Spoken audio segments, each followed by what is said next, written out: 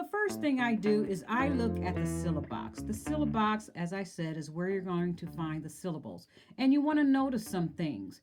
Of course, everything's in alphabetical order. And right off the bat, I'm going to notice that, like AC, prefixes and suffixes. I'm going to notice prefixes and suffixes. R can be a suffix. 8 can be a suffix. Suffixes, as you know, are the endings at the end of a word. Like if you have run, you can have ny, runny, or ing, fall, falling. The suffix is the word at the end of the syllable at the end of the word. ble,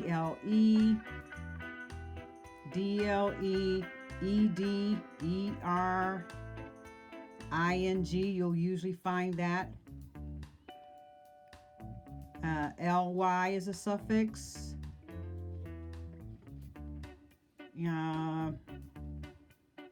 Let's see. tar can be a suffix. tion is usually a suffix. And then you might also notice some prefixes. M, N,